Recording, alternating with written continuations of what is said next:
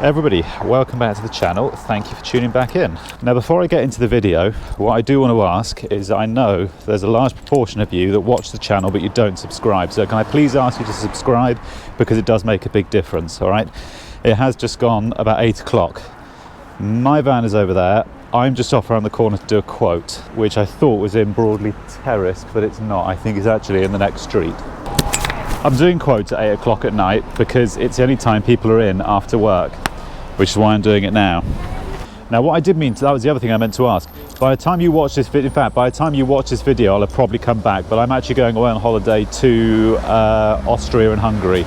So I'm going to be away for a couple of days. But what I'm going to do is, if you want to follow me on Instagram, I'm going to leave a link for it here. Follow me on there and you can keep up to date with what I'm doing while I'm out there, because while I'm out there, I'm also going to be doing some vlogging out there for some electrical work and bits and pieces. So follow me on Instagram. I'll leave a link here in the description. I've just come out of that house I was on about just now.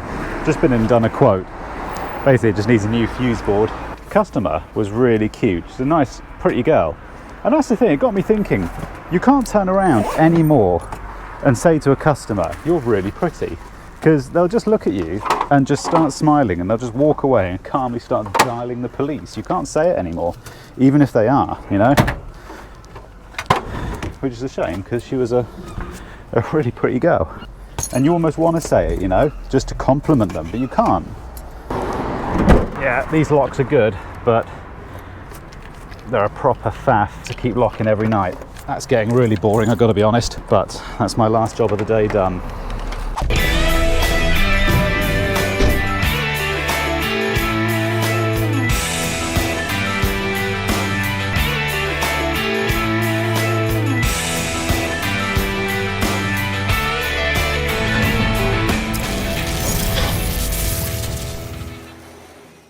Good morning world, we're back. We are on Fuseboard moving job today. So this is us, this is where we are. We have a Hager board and we've got to move it just over there, somewhere in that region there. I'll take you upstairs in a second and show you the kitchen, but I've got to shoot out. I've got to go down to the wholesaler and pick up some bits, which I forgot about. So we have... Yeah, forgot.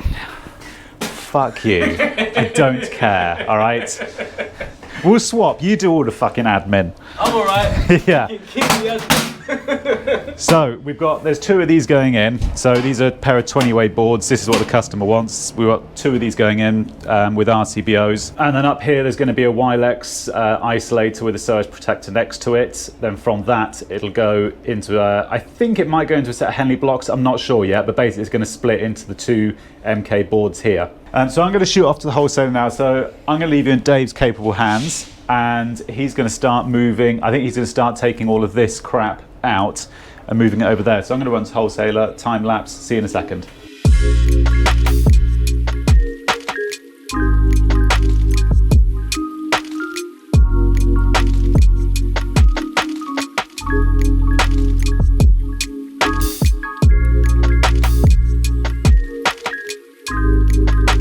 So for extending these cables here, because the board, as you know, is moving over there, what we're going to do, it's always a bastard when you've got to move a fuse board, trying to work out what you do with all these old cables and stuff. So this is how we're doing it here. This is the sort of the plan of attack. So we've ended up using one of these enclosures here. So just a waterproof shallow enclosure like that. That DIN rail, we'll just bolt that DIN rail in there, something like that. And then you just use these bad boys. So you can buy these in this pack of 10 here. And those basically will just sit, theoretically, I get them in different sizes, these are 6mm ones, but those will just sit in onto the DIN rail. Then we'll just use our stuffing glands in the top. Cables will come in and they'll just connect straight into those, and they'll just come straight out the bottom. And what I think we're going to have to do is that box there is going to have to sit on she doesn't want it on this wall because they're putting shelving here, so that's going to have to go on the ceiling up here next to this cable tray. I think that's the plan of attack. But I'm going to leave this in Dave's capable hands, because he's got far more patience with fuse boards than I have. So I can do them. You just you don't mind spending 6 hours dressing a fuse board to make it look neat. I can do it, but it's just not I'm quite happy to admit that that's not my area. Dave's got far more patience with fuse boards than I have. Yeah, you don't mind taking time doing that sort of stuff. So that's the plan of attack. That's what we're doing. Customer actually had these aren't ours. These Werner step ladders, but they're like a super wide 4-tread ladder. Not particularly handy for carting around in the back of the van, but nonetheless they are incredibly comfortable to work on. In fact, those are our one there, just that we just use the normal Youngman ones. Same height as those. The yellow step still comes to the same height as those, but those are just infinitely more comfortable to use, but they're big bulky things to cart around. Quite nice though, I like them. Anyway, we're going to get a move on here, we'll catch you in a bit. What Dave's ended up doing is there's another board going just below here, but obviously we've got to get another set of tails into that board. So what we're going to do, there's a Wilex double pole switch here, like just 100 amp main switch, and next to that is the surge protectors. But we've got to come from that, I think, into a set of Henley blocks. Then from the Henley blocks we can go to both boards. But what I might do actually, just occurred to me, I could use one of the solar PV isolators because they've got the dual outputs on the top. I might actually do that, have a dual output one, you can have just 2 sets of tails going one to each board. May do that. But that's the reason I've left all this slack on these tails for a minute. I just need to power this up temporarily tonight, and then once that isolator goes in I can then cut these and neatly put them in the isolator.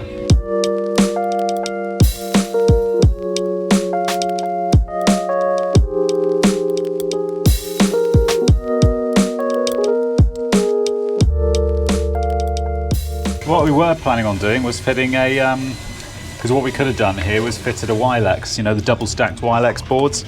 We could have fitted that, I guess, that would have worked, but they're too tall and the incomer is just here. 2 MK boards was a bit tighter, otherwise the Wilex one would have fouled this, and in the end I just fitted this MK one. End result's exactly the same, it's still 2 fuse boards, it's just how you go about it is a little different, because with the Wilex double stacked ones you don't need 2 sets of tails, you can just have 1 set of tails and it branches off inside the board. They're not actually that common though. I went to numerous wholesalers, couldn't get them in. So, well they could, but it was like a week-long lead time, which I couldn't understand. I thought they were quite common, but there are still people questioning whether you should or shouldn't cut the fly leads on the RCBOs and stuff. Personally I do, because I don't want, you know, 20 lots of that inside a fuse board. It just looks messy as fuck, and I just don't personally see how it makes any difference other than making it look neater and tidier. I've actually got my Torque screwdriver now. I can start cracking that out now and... Yeah.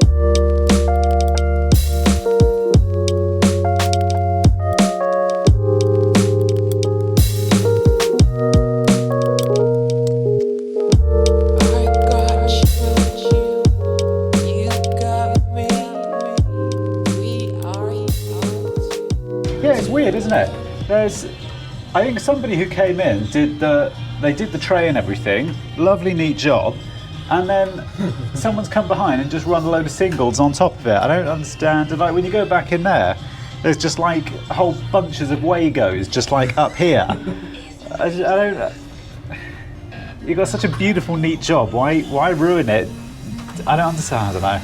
Oh, that reminds me. There was a couple of people saying that RCBOs offer no extra protection over like tradition.